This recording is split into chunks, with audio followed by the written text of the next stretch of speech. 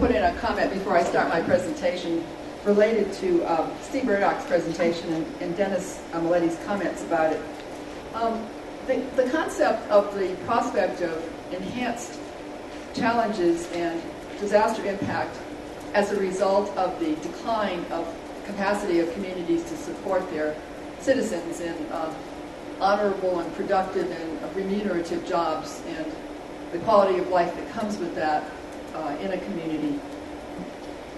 I'd like to start my talk with a little bit about my credentials, because once we get to a certain age, we feel the need to express how long we've been at this business. And my co-collaborators of my first projects are here in the room, so we'll show you how long in the tooth we are. 27 years ago, we had the El Nino floods north of New Orleans in the Pearl River Basin. And lo and behold, I discovered that people were doing mitigation with no federal support. No government support whatsoever. And even as a novice mitigation specialist at the time, it dawned on me that something here was new. And so this man up here with the white shirt was running for the presidency of the ASFPM at the time. And you know how he's a quiet and shy person. So I found out who he was, and I waited outside the room, diligently, this young assistant professor, And he comes out, and I go up to him, and I said, Shirley Laska, what did I get to? I'm sorry, I can't talk to you right now. I'm running for the presidency of the ASFPM. Boom! I thought, that's not how he was described. But after he won the election, served his office, and he came back as the French Wetmore that we all know and love. And we worked together for several years on this topic, both in Louisiana and in Illinois, and on French's workshops, which were called flood the open houses. Open houses, okay? So he was one of the first to really have the PI approach to mitigation. And Karen reminded me, we always now do our good politics in the ladies' room. I saw her in, I think it was the ladies' room yesterday, and she said, remember, it was FEMA who funded you all for a very small amount of money. So I guess you got perhaps your proportional money's worth at that time. And it went into a Hazard Center, a monograph, and some publications, and that's the beginning of the 27 years that brought me to this point. So I'm going to talk with you about a concept that we're calling the oval table. And I've subtitled it, Providing a Safe Borderland for a Synergistic Mitigation Engagement. And I want to tell you how it came to be, and it has to do with those 27 years I just mentioned. I've concluded, now that I'm 2 years into quote-unquote retirement, which, as you know, in the disaster world only happens when you actually drop dead, that we all do get grumpy at this stage of our lives. And two of my very favorite people, one of them just recently deceased, who are some of the grumpiest and the most brilliant, are Ray Burby, and he's alive and well and continuing to be grumpy, and Bill Freudenberg, who 2 years ago did the plenary here and passed in December.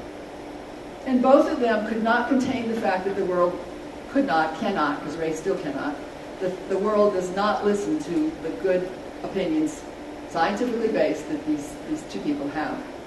That floodplains will be developed regardless of what you do in communities is something that Ray discerned in a very scientific fashion, and no one will listen to him about that, nor the advice he wants to give us with regard to how to mitigate that.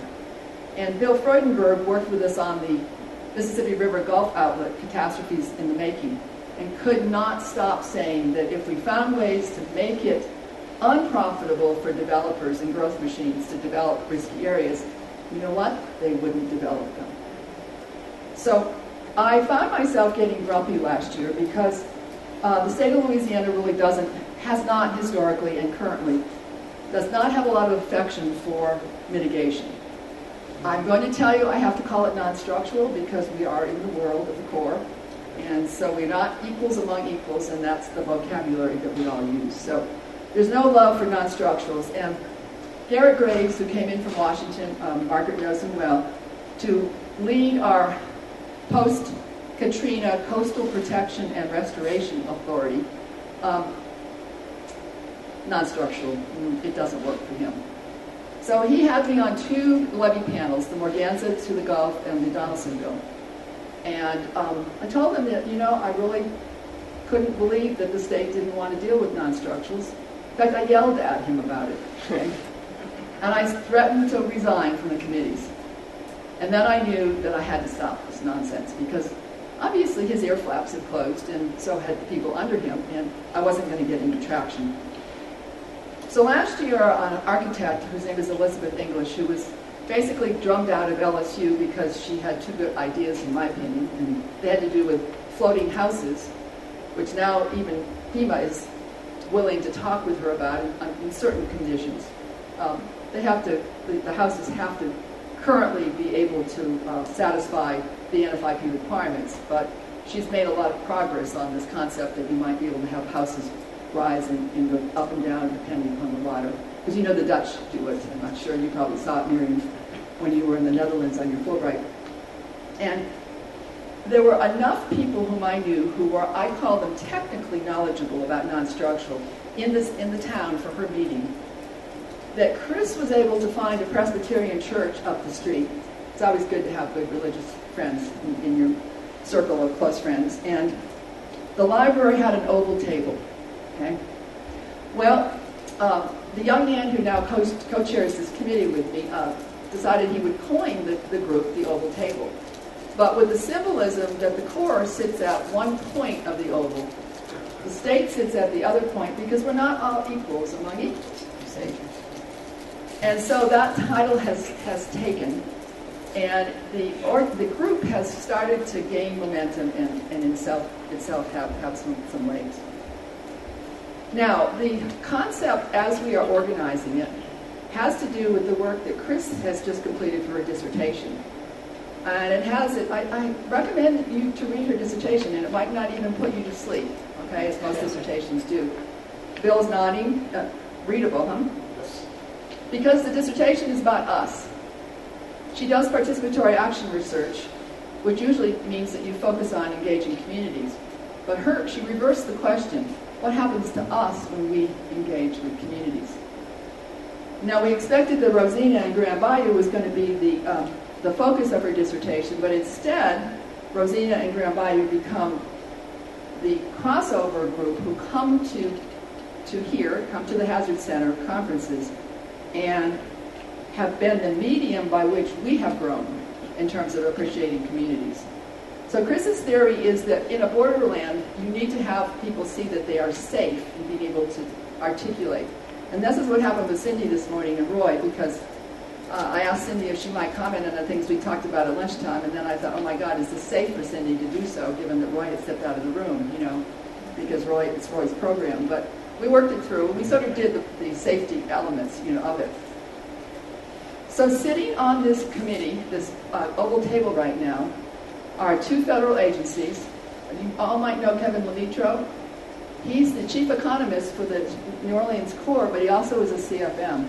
And he's now sitting on the Corps' National Non-Structural Committee. So you all made inroads in getting these people involved. The National Park Service has a representative because we now have the Gulf of Mexico Task Force that's going to try to restore the ecosystems down there. We also have a member of the mitigation department of the Nhma in the Department of Homeland Security. We have a representative of the Coastal Protection Office. I haven't approached Cindy O'Neill yet. She's the only one I have not approached. And we also have somebody from the Office of Community Development, who happens to be, like Alessandra, one of the doctoral students in the program. Okay, now in addition to that, we have French. We have Larry Buss. Larry is literally physically fighting flooding up in the Missouri with his tractors, okay? I swear, it's physical fighting of it. He emails me just yesterday and says, how's the oval table going? Please remember, I'm part of it. I'm just right now up to my ears in water, and we're trying to fight these floods.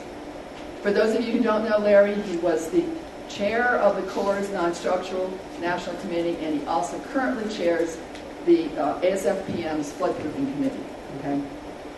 So in addition to that, we have the LSU Ag Extension and Marine agents who have been actively involved in non-structural, and of course the staff and graduate students from my center, CHARP. Now the interesting addition in a group with whom National Hazards Mitigation Association is currently involved in are the environmental groups. Here's how it happened. And groups do not want levees in Louisiana. Okay, simple. Levees harm ecosystems. I say that based upon the science I have been exposed to.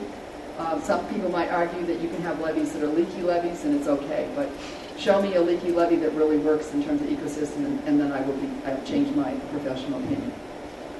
So they got a grant from the Blue Moon Foundation to work with communities on something they called House Safe, House Soon.